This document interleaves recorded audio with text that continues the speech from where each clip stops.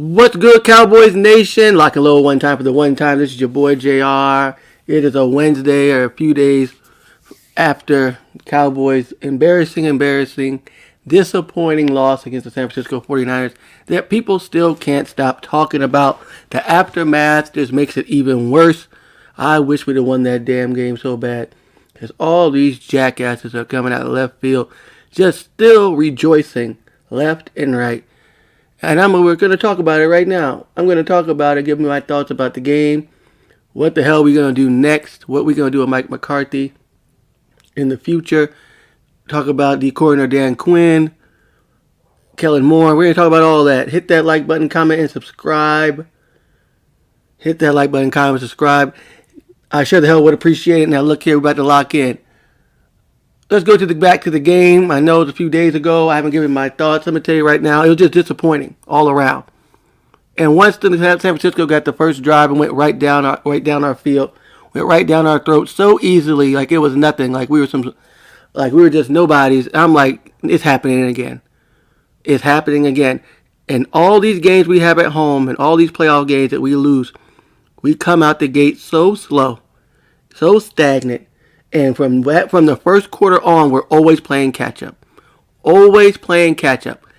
And like clockwork, Romo did it, and now Dak does it. For 3 quarters, we can't get nothing done. And then in the fourth quarter, we try to play hero, and just not enough. It's too little, too late. Too little, too late. Offensive line played like shit. Defensive rush against the run played like shit. Debo did whatever he wanted to do. Other running back Mitchell did whatever he wanted to do. They called just enough passes. Jimmy G did just enough, even though he tried to give the game away at the end. And the ball wasn't just going our way. And everything that could go wrong went wrong, in the words of Stephen A. And just 14 penalties on crucial plays, crucial third downs to get the ball back. So many opportunities to come back and win that game. We had the ball with over 2 minutes left in the game. We fuck up. Go 3 and out. Give the ball back. Get the ball back. Time runs out on us. Wherever you feel about the last call, it didn't really matter. It should never even came down to all of that to get one last play with a second left to try and win the game. It should have never came down to that. We'd have played disciplined. If we play like we always play, like we usually know how to play. If we played our B game, we win that game. Instead, we played our F game and still lost by 6 points. It was sickening. It was sad. It was disappointing.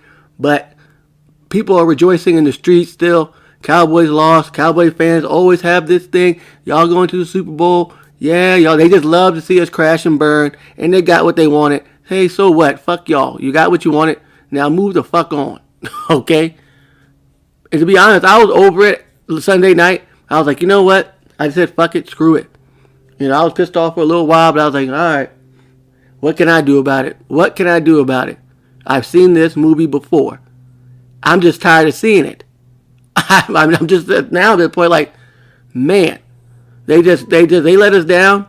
They really let us down, but it's all good. It's not like we have a team coming back that's a bad team. I know everybody hates Dak Prescott right now. Look. Who are we going to find to replace him? Y'all talking about go get Russell Wilson, go get Aaron Rodgers, go get Deshaun Watson. Just shut up. Shut up. Come on, man. Dak is just fine. He had probably his worst game, one of his worst games as a pro, at the wrong time.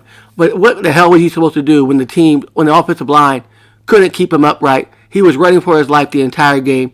He was pressured like 19 times. He was sacked 5 times. People dropping passes. Dak was off.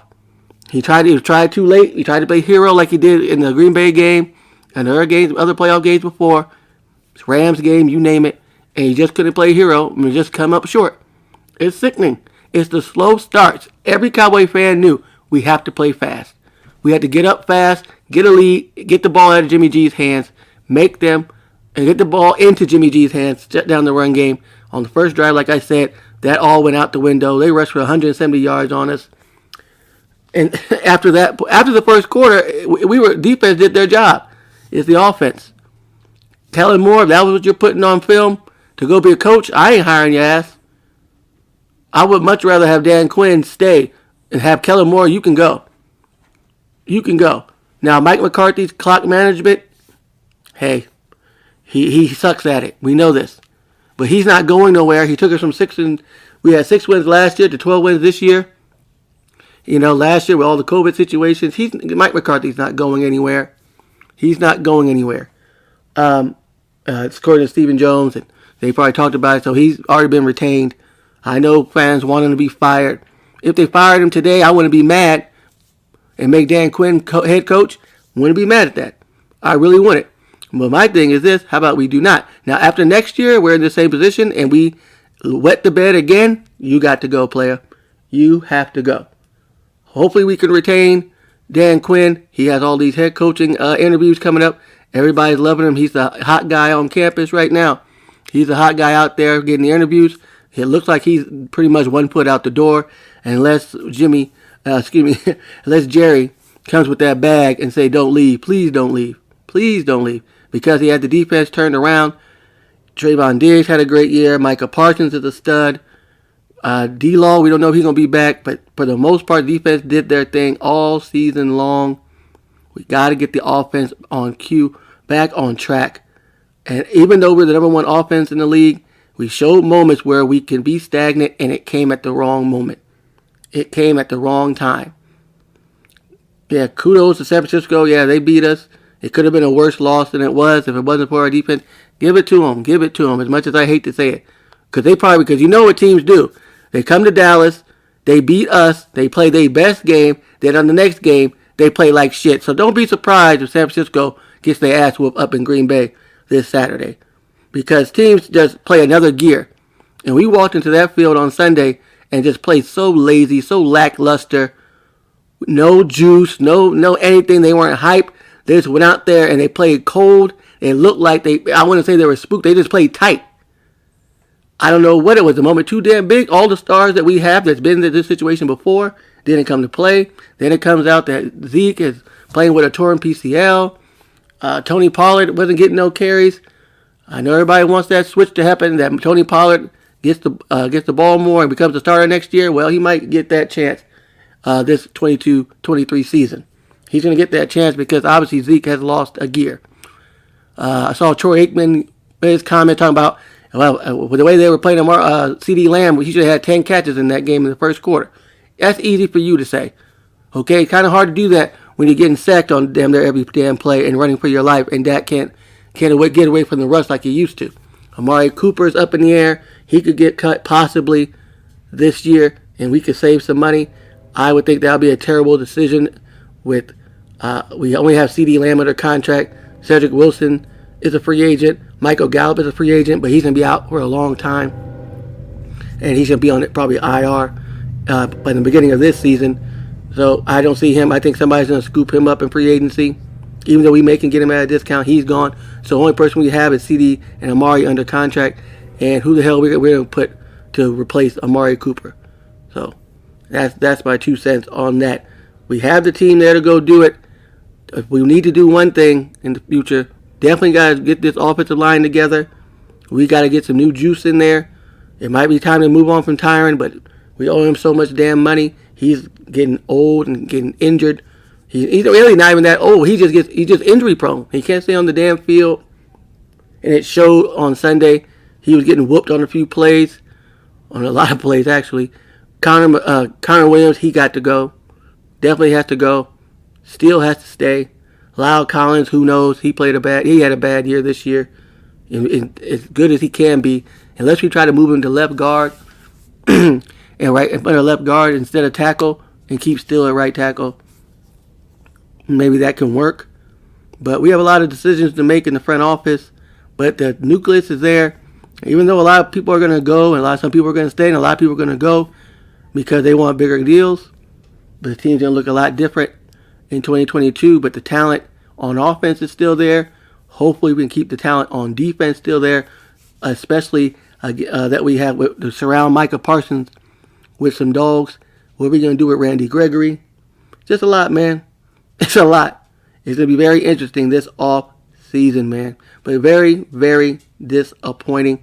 Then you got the Dak Prescott after the game having one bad slip up, saying he thought when they were talking about the fans throwing stuff they thought the fans were throwing things at the players when they was told to Dak that they were throwing things at the referees, and he pretty much said, "Well, better them than me, better them than us," pretty much. And they all now ESPN and Fox Sports, they are taking it too damn far. You'd have thought Dak Prescott was trying to hurt somebody for real, like he went out there and started a riot against the referees.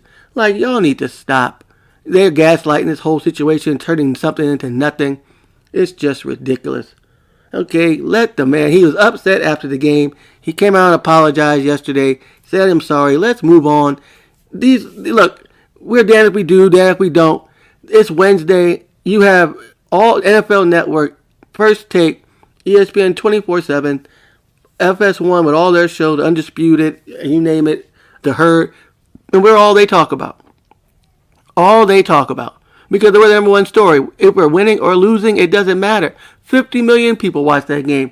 And I guarantee you 40 million were all Cowboy fans. And the other 10 were everybody just, I'll say half or more than half were all Cowboy fans. And the rest of them were people who just wanted us to lose. And they got their wish. But they got their talking points. They couldn't wait this with anything. Because if we would have won, you know what all these haters would have been saying? If we would have won on Sunday, they would say, well, you know you're going to lose to Tampa. And if we would beat Tampa, you say, well, you know you're going to lose to Green Bay. And then, that's the worst fear. The worst fear is that we go in there and we don't lose. But we have done nothing to steer them wrong. They all think that, yeah, y'all talented, but when it's time to really win, you're going to lose. And the facts back it up. It just does back it up. So when is it going to change? Are we a cursed team? What the hell is it? What is it? Why can't we get the hell out of our own way? Okay, and flip the script on this fucking negative bullshit that we get every goddamn year. Now, any other team that didn't make the playoffs would have loved to have our year to go 12-5 home playoff game. But it's the Cowboys. We have too much expectation, and our fans, especially me, we talk a lot of shit. We talk big shit every year, and so they love to keep us quiet. But the sick part is you're never going to keep us quiet. We're going to talk even more shit next year, and we're going to go out there and hopefully go out there and kick ass and take some more names and get back in the same situation and flip this damn script and get this monkey off our damn back and move and keep moving into the playoffs. The team is too talented. Feels like I'm saying the same shit every year. It's too damn talented to keep coming up short. But y'all let me know what y'all think about the Cowboys situation. What do you think about what moves they're going to make in the offseason? What changes you want to be made? Do you want major changes or just a few tweaks here and there? Y'all let me know. Hit that like button, comment, and subscribe. I will holla at you later. There'll be a lot more news to come, I'm sure, this week concerning the boys. So I may be back. I may not. All right. All this negativity is driving me nuts. Driving me crazy. But it is what it is. Like I said, hit that like button, comment, subscribe. Follow me on Instagram at Smitty486, SMITTY 486. And I will holla at y'all later. Peace. I'm through.